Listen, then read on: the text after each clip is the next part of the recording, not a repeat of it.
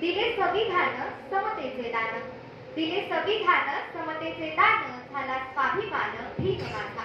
श्रेयखाली हात आणि बोलण्याची मनाई असलेल्या हजारो वर्षे सामाजिक, आर्थिक, राजकीय, शारीरिक, मानसिक गुलामगिरीच्या सहेतुक निर्मिलेल्या कोंडवाड्यात जीवन जगणाऱ्या उपेक्षित, वंचित बहुजन स्त्रियांना स्वाभिमानाने, आत्मसन्मानाने जीवन जगण्यासाठी उत्कर्षाचे मार्ग खुले करून भारतीय संविधान हे अन्याय, अत्याचार, सर्व प्रकारच्या शोषणाचे बळी ठरलेल्या दुर्लक्षित, दुर्बल घटकांच्या जगण्याचा पाया आणि चालण्याचे बळ झाले हे ठामपणे मांडण्यासाठी अर्थातच आपल्या ज्ञानतीर्थ युवक महोत्सवातील वक्तृत्व स्पर्धेतील भारतीय संविधान जगण्याचा पाया, चालण्याचे बळ या विषयावर अभिव्यक्त होण्यासाठी मी महाविद्यालय कोड क्रमांक 717 आपल्या समोर उभी आहे.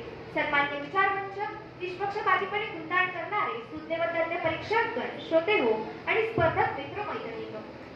मित्रांनो, भारतीय संविधानाने ज्या जातींवर गुन्हेगार जाती म्हणून शिक्का होता तो कायमचा पुसून टाकला. ज्या स्त्रियांना माणूस म्हणून जगण्याचा हक्कच नाकारण्यात आला होता त्या स्त्रियांना पुरुषांच्या बरोबरीने जगण्यासाठीचे मूलभूत अधिकार बहाल केले गेले.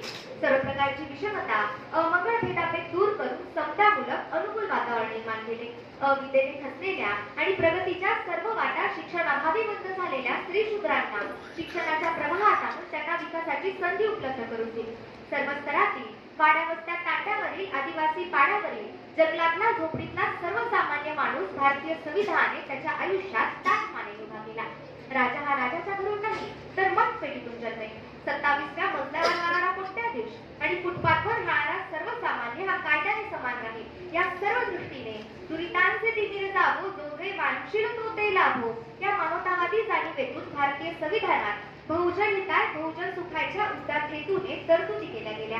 जगातील सर्वश्रेष्ठ भारतीय संविधानाचे हे अमृत महोत्सवी वर्ष आहे. या अवघ्या 75 वर्षात आपण विचार केला तर एक गोष्ट प्रकर्षाने जाणवते, ती म्हणजे जी दलित, आदिवासी स्त्रिया विकासाच्या प्रवाहात कधीच येऊ दिल्या नाही त्या सर्व बहुजनांचा भारतीय संविधान जगण्याचा पाया, चालण्याचे बळ झाले आणि ही सर्व घटक भारतीय संविधानाच्या अंमलबजावणीनंतर मुक्तपणे आपल्या बुद्धी, अंगीभूत कौशल्याने सामाजिक, आर्थिक, राजकीय, शिक्षण, प्रशासन, तंत्रज्ञान, कला, उद्योग, विज्ञान या सर्व क्षेत्रात आपले कर्तृत्व सिद्ध करत मानाने, सन्मानाने, स्वाभिमानाने जीवन जगत आहे. मित्रांनो, आपल्या भारतीय संविधानाचा आत्मा, आरसा आणि वैश्विक पसारा असलेली सर्वसामान्याच्या भवतालच्या निबिड अंधारातली एक आशेचा किरण, जगण्याचा आत्मविश्वास वाढविणारी, प्रतिकूल परिस्थितीने गांजलेल्या, खचलेल्यांचे मनोबल वाढवून त्यांच्या जगण्याचा पाया मजबूत करून आपले चालण्याचे बळ झालेली आपल्या भारतीय संविधानाची उद्देशिका आहे. ती म्हणजे आम्ही भारताचे लोक, भारताचे एक सार्वभौम, समाजवादी, धर्मनिरपेक्ष, लोकशाही गणराज्य घडविण्याचा व त्याच्या सर्व नागरिकांस सामाजिक, आर्थिक व राजनैतिक न्याय, विचार, अभिव्यक्ती, विश्वास, श्रद्धा व उपासना यांचे स्वातंत्र्य, दर्जेची आणि संधीची समानता निश्चितपणे प्राप्त करून देण्याचा आणि त्या सर्वांमध्ये व्यक्तीची प्रतिष्ठा व राष्ट्राची एकता आणि एकात्मता यांचे आश्वासन देणारी बंधुता प्रवर्धित करण्याचा संकल्पपूर्वक निर्धार करून आमच्या संविधान सभेत आज दिनांक 26 नोव्हेंबर 1949 रोजी याद्वारे हे संविधान अंगीकृत आणि अधिनियमित करून स्वतः प्रत अर्पण करीत आहोत.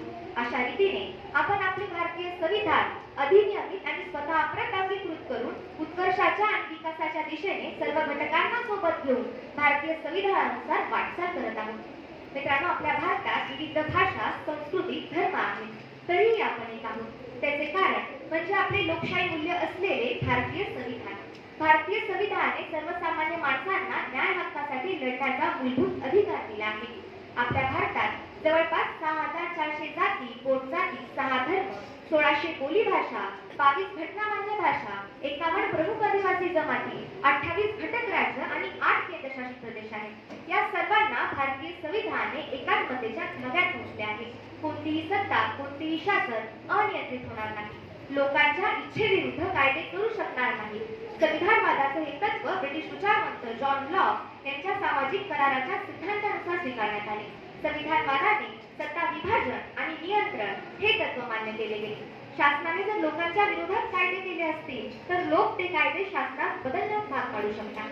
आपले भारतीय संविधान म्हणजे नव्या संस्कृतीच्या निर्माणाचे सुंदर स्वप्न आहे. स्वातंत्र्य, समता आणि सामाजिक न्याय या मूल्यांवर आधारलेली नवी संस्कृती भारतीय संविधानाने निर्माण केली. शेवटच्या माणसांपर्यंत मूलभूत अधिकार पोहोचून त्यांना विकासाच्या प्रवाहात आणले गेले. भारतीय संविधान हे भारतीय नागरिकांना दिलेले मूलभूत अधिकारातील अनुच्छेद 14 ते 18 या समानतेच्या अधिकाराने कायद्यापुढे समानता, जात, धर्म, वंश, लिंग या कारणावरून भेदभाव करण्यास मनाई. सार्वजनिक सेवा योजनांच्या बाबीमध्ये समान संधी आणि किताब नष्ट करणे या गोष्टीची अंमलबजावणी झाली. जुन्या समाजव्यवस्थेतील अमानुषवाद, विषमता, अस्पृश्यता नष्ट करून राष्ट्राची संपूर्णपणे पुनर्रचना याद्वारे केली गेली. अनुच्छेद 21 ते 22 मध्ये स्वातंत्र्याचा अधिकार दिला गेला. यात भाषण स्वातंत्र्य. अनुच्छेद 23 व 24 मध्ये शोषणाविरुद्धचा अधिकार. अनुच्छेद 25 ते 28 मध्ये धर्म स्वातंत्र्याचा अधिकार. अनुच्छेद 29 ते 30 मध्ये शैक्षणिक आणि सांस्कृतिक अधिकार. सोबतच मूलभूत अधिकारांच्या संरक्षणासाठीचा अनुच्छेद 32 हे जनसामान्याच्या दृष्टीने हितवह आणि कल्याणकारक आहे. मित्रांनो, माझ्या विषयाचा समारोप करताना एवढेच नाही. भारतीय संविधानाने सर्वसामान्य माणसांना सामाजिक न्यायाच्या प्रवाहात आणले. सर्व घटकांना विकासाची समान संधी उपलब्ध करून दिली. रांगणाऱ्यांना चालण्याचे, चालणाऱ्यांना धावण्याचे, धावणाऱ्यांना यशाच्या आणि उत्कर्षाच्या आकाशात गरुड झेप घेण्याचे बळ भारतीय संविधानाने दिले. भारतीय संविधानाने सर्वसामान्य माणसांच्या मनातली भीती दूर करून त्यांना निर्भयपणे मुक्त समतादृष्टी समाजात जगण्याची संधी उपलब्ध करून दिली. आपल्यावरील अन्याय अत्याचार विरुद्ध संविधानिक पद्धतीने आंदोलन करण्याचा अधिकार दिला.